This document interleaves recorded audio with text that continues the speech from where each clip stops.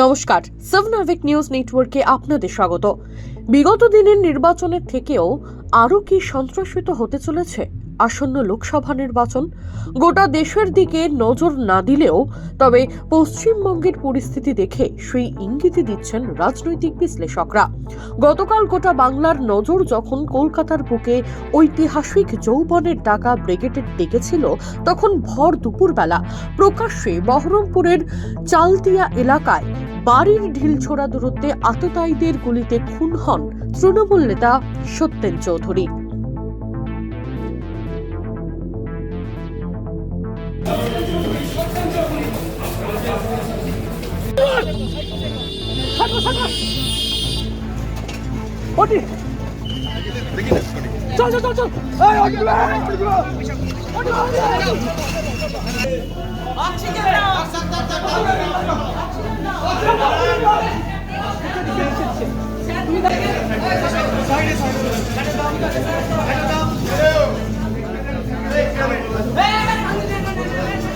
সূত্রের খবর, বাড়ি থেকে 50 মিটার দূরত্বে একটি নির্মীয়মান ফ্ল্যাটের নিচে দাঁড়িয়ে কথা বলছিলেন সত্যেন বাবু।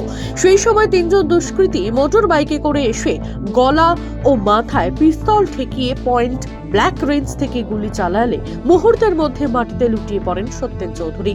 আততায়ীরা ঘটনাস্থল ছেড়ে পালানোর কিছুক্ষণের মধ্যেই ঘটনাস্থলে এসে পৌঁছায় পরিবার সহ আত্মীয় পরিজনেরা। সঙ্গে সঙ্গে তাকে উদ্ধার করে প্রথমে স্থানীয় বেসরকারি হাসপাতাল ও পরে মুর্শিদাবাদ মেডিকেল কলেজ হাসপাতালে নিয়ে গেলে কিছুক্ষণ চিকিৎসা চলার পর মৃত্যু হয় তার। সাংবাদিকদের মুখোমুখি হয়ে কি জানালেন এক প্রত্যক্ষদর্শী, শুনবো। বেরিয়েছি, বেরিয়ে 1 মিনিটের মাথাতেই ঘটনা। কতজন ছিল বাইকে? 3 জন শুনলাম। 3 জন এসেছে। কতজন গুলি চালিয়েছে? যেটা আমি আর একটা শুনলাম এখানে বুকে এখানে আছে, মানে মাথাতে মনে হলো ফেটেছে, কান দিয়ে রক্ত। রানিং অবস্থাতে গুলি করেছে না, ও কাছ থেকে ও বসেছিল চেয়ারে, খুব কাছ থেকে গুলি করেছে। একদম ও বসেছিল, তখন ও বেরায়নি, তো আমিও বেরিয়েছি, তখন ও লেবারের সঙ্গে কথা বলছিল, মানে যা হয়েছে সামনাসামনি একদম।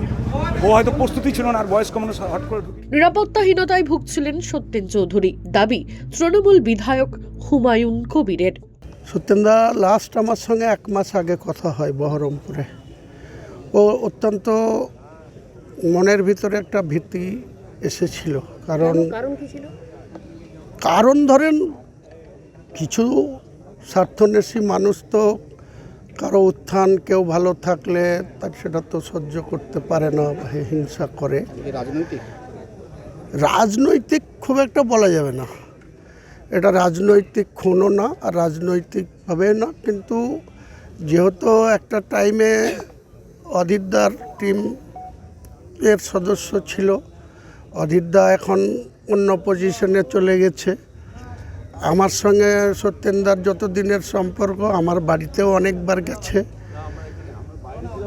ইদানিং তো 5-7 বছর ধরে কোনো আমিষ ছুঁতো না, নিরামিষ খেত। আমাকে বলেছিলেন, এবং সিকিউরিটির জন্য আমাকে বলেছিলেন যে ওর তো সিকিউরিটি ছিল, সিকিউরিটি 2021-এ বিধানসভা ভোটের আগে বোধহয় উইথড্র হয়ে যায়, তখন পুলিশ ফোর্স শর্ট থাকায় যখন সিকিউরিটি প্রত্যাহার হয়ে যায়, তারপরে আমাকে বলেছিলেন, কিন্তু আমাদের কথা আর কে শোনে, তার জন্য আমি বলেছিলাম দেখো ভাই আমার দ্বারা না, আমি এটা অ্যাজাম্পশন করছি না যে এটা পলিটিক্যাল হতে পারে। ব্যক্তিগত শত্রুতা, কারো স্বার্থের ব্যাঘাত ঘটেছে, এটা তাছাড়া আর কি অন্য কিছু হতে হবে। দেখুন, সত্যেনদা ব্যবসা সেই রকম করে তো ডাইরেক্ট করতো না, কিছু জমি কেনা বেচার সঙ্গে যুক্ত ছিল। তৃণমূল কর্মী খুনের ঘটনায় নিরপেক্ষ তদন্তের দাবি জানালেন অধীর রঞ্জন চৌধুরী। দুর্ভাগ্যের এবং এটা আমার কাছে বেদনাদায়ক। জানি না তার কি কারণে তাকে খুন করা হয়েছে বা কিছু, কিন্তু যেহেতু পরিচিত ছিল, খুবই ঘনিষ্ঠ ছিল, এক সময় কংগ্রেসের একনিষ্ঠ কর্মী ছিল, স্বাভাবিকভাবে এটা আমার কাছে অত্যন্ত বেদনাদায়ক ঘটনা। আমি প্রশাসনকে অনুরোধ করব যে নিরপেক্ষ তদন্ত করে খুনিদের বার করুন। আবার বলছি, নিরপেক্ষ তদন্ত করে খুনিদের সন্ধান করুন। বহরমপুর শহরে খুন খারাপি বহুদিন পর আবার নতুন করে মাথাচাড়া দিচ্ছে, এটা বহরমপুরের শহরবাসীর জন্য নতুন করে উদ্বিগ্নতার কারণ বলে আমি মনে করি। সেখানকার প্রশাসনকে তাই বলবো, দ্রুত ব্যবস্থা নিয়ে বহরমপুর মানুষের মধ্যে আস্থা ফিরিয়ে আনুন, বিশ্বাস ফিরিয়ে আনুন। এই ঘটনা অকস্মাৎ হলেও এই ঘটনা কেন ঘটলো এটা জানা সকলের জন্য জরুরি। একসময় অধীর চৌধুরীর ঘনিষ্ঠ ছিলেন সত্যেন চৌধুরী। তৃণমূল ক্ষমতায় আসার পর মুকুল রায়ের হাত ধরে ঘাসফুল শিবিরে যোগ দেন তিনি। এলাকার দাপুটে নেতা হিসেবেই পরিচিত ছিলেন সত্যেন, তবে সম্প্রতি তৃণমূল কংগ্রেস থেকে কিছুটা দূরত্ব রেখে চলছিলেন। রাজনীতির পাশাপাশি প্রমোটারিং এর ব্যবসাও চালাতেন নিজের এলাকায়। দলের সঙ্গে তার এই দূরত্বের কথা স্বীকার করে নিয়ে তৃণমূল নেতার খুনের ঘটনায় এবার দুষ্কৃতীদের সক্রিয় হওয়া নিয়ে প্রশ্ন তুললেন জেলা তৃণমূল সভাপতি অপূর্ব সরকার। যখন আমি প্রার্থী ছিলাম তখন সক্রিয় ভূমিকা নিয়েছে, তারপরেও সক্রিয় ভূমিকা নিয়েছে।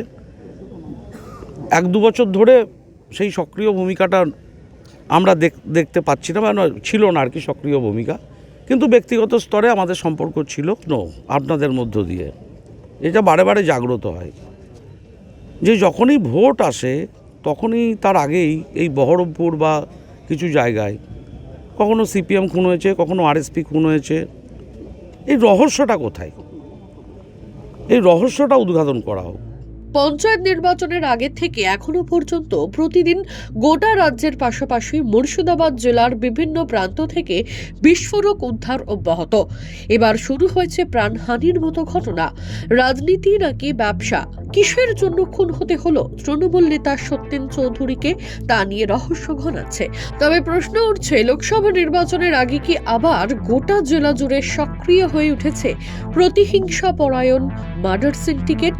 এই 1-1.5 মাসের মধ্যে পরপর রাজনীতির সঙ্গে যুক্ত কর্মীদের খুন হওয়ার ঘটনার পরিপ্রেক্ষিতে সেই ইঙ্গিত দিচ্ছেন বিশ্লেষকরা। গণেশ সাহা, 7 নাভিক নিউজ, বহরমপুর। সমস্ত খবরের আপডেট পেতে লাইক করে সাবস্ক্রাইব করুন 7 নাভিক নিউজ। সেই সঙ্গে বেল বাটন প্রেস করতে ভুলবেন না। আপনাদের একটা সাবস্ক্রিপশন আমাদের জন্য অত্যন্ত মূল্যবান। জয় হিন্দ।